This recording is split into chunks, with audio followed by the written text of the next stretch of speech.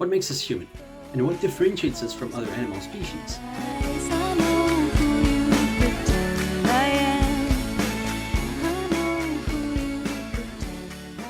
Is it this ability to create, to think critically and innovate that allows us to build massive cities, to create works of philosophy and thought that allow us to interpret the world around us? Well, certainly part of it, but this is not what's relevant here. We certainly have evolved to a certain type of society that discourages this kind of creative innovation because there is a profit incentive to it.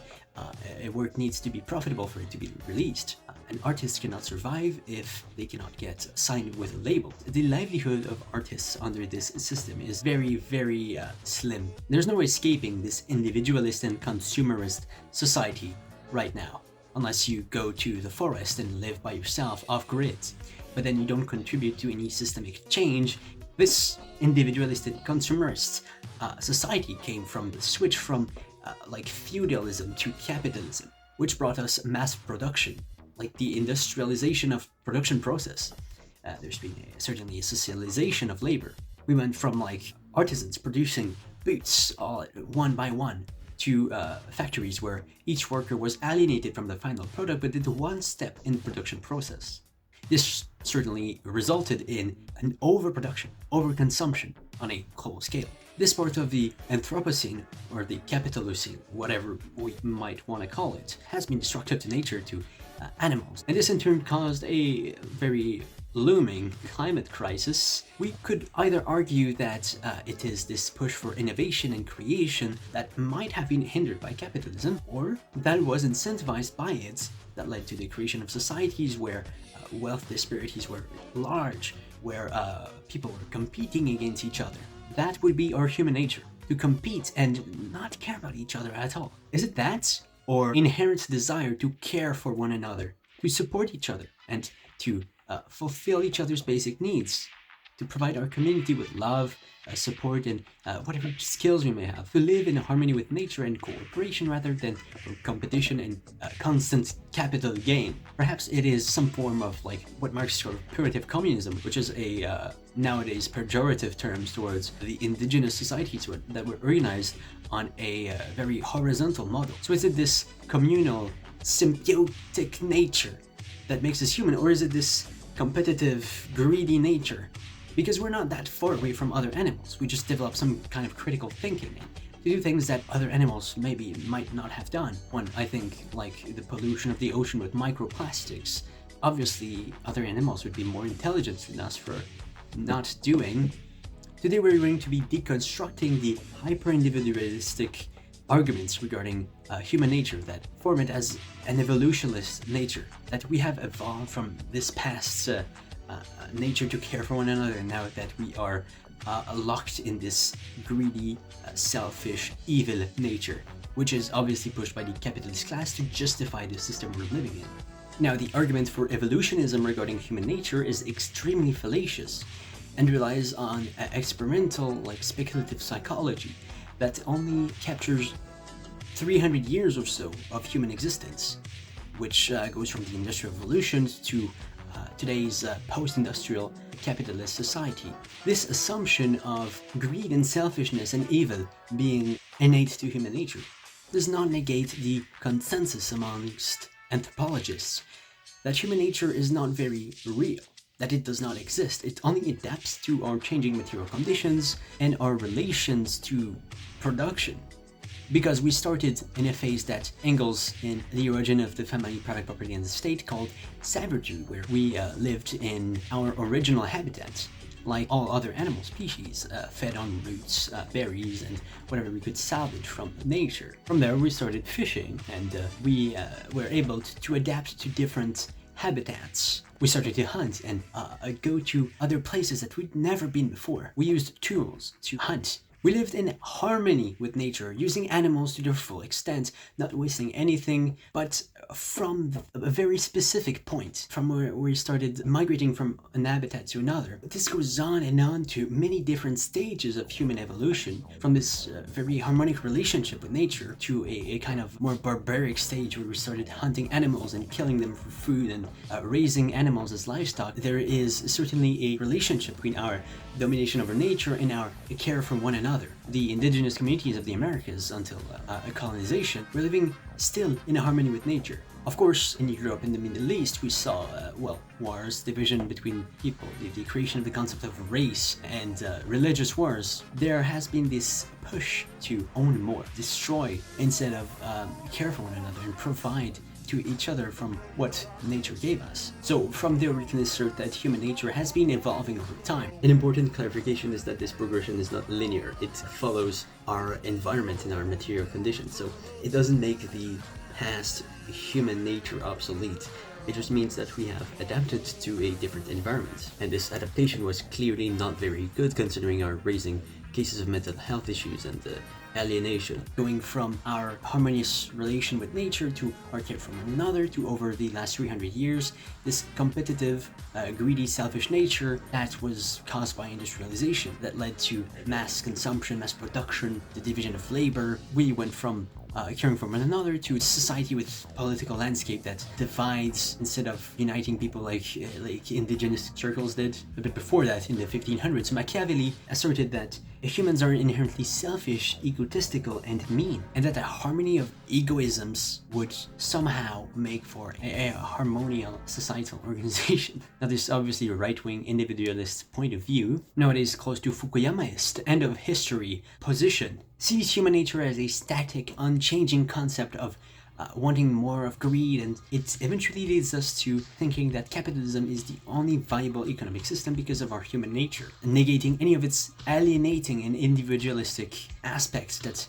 bring us away from our creative or careful and loving nature to a nature that turns us into an automaton. When I go to work and I end up producing chocolate popcorn for 8 hours at a time, I don't feel like I'm making much of a difference in the world. I am not doing what I love. I am doing something that brings me money in order to pay for basic necessities and consumerist goods. Obviously, there are things that I enjoy, not because of capitalism, but because I actually enjoy like collecting records, reading books, unfortunately Marxist philosophy, because I need to understand how capitalism destroys what makes us human.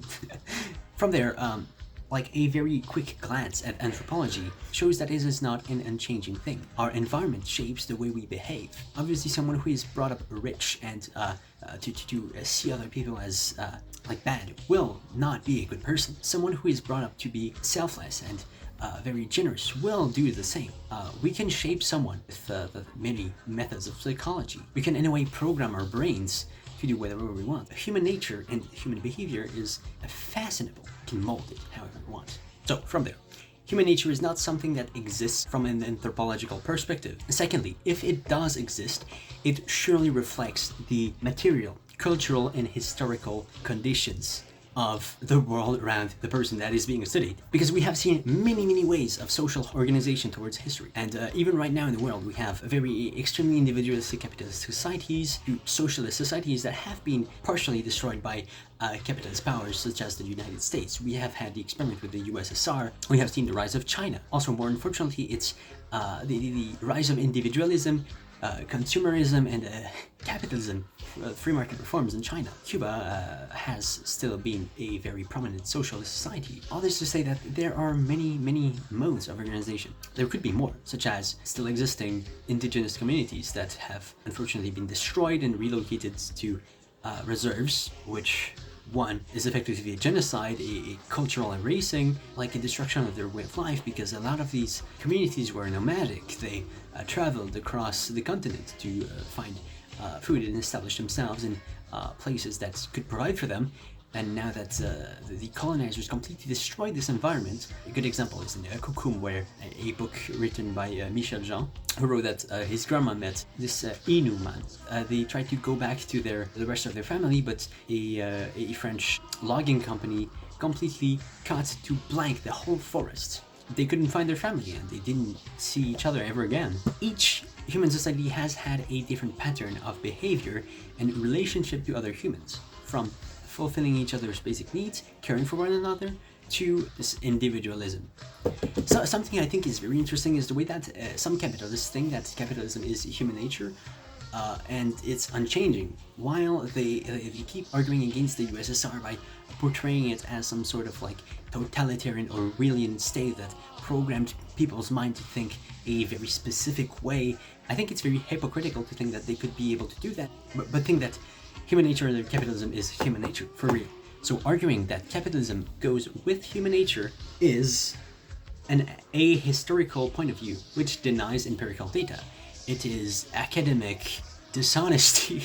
This can be narrowed down to one simple premise. The ideology which rules society, the superstructure, is shaped by the basic economic relations within it. Obviously, there are institutions, the state, the media, the overwhelming majoritarian ideology that influences how people act and think.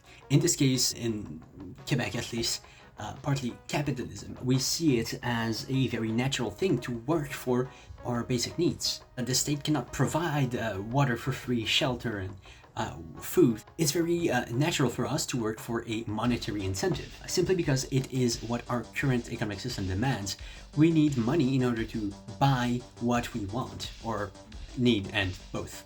There's also this very pushy consumerist model that wants us to buy a house, a lot of like new products, like a new phone every year, gimmicky dropship products on TikTok, whatever.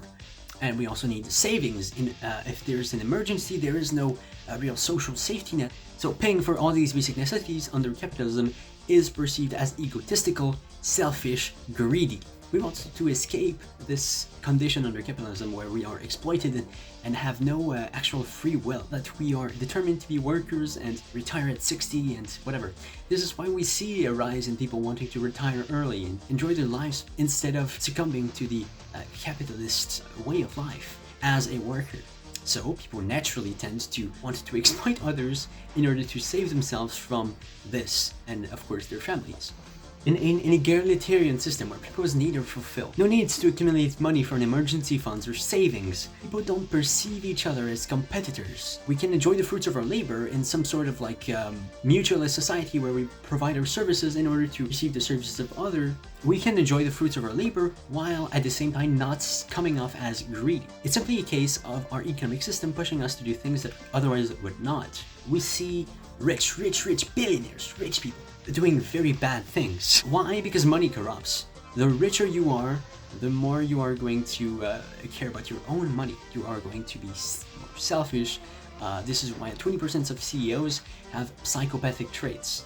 What we see is that egalitarian societies have existed for tens of thousands of years before our modern civilizations. David Graeber's Fragments of an Anarchist Anthropology is a good ethnographic example of these societies existing, where we cared for one another instead of competing. We've always been fundamentally equal to one another and shared our resources to guarantee our survival, because we went from a subsistence economy to a consumerist economy. Yeah, we can argue that our individual selfishness to save our ass is part of our nature. I think that my empathy for others comes from, I don't know if I can call it selfishness, whenever I see someone in a troubled situation or someone I can help, I am like, what if I was in this situation? I would be crying on the floor and pissing myself. I put myself in the place of others.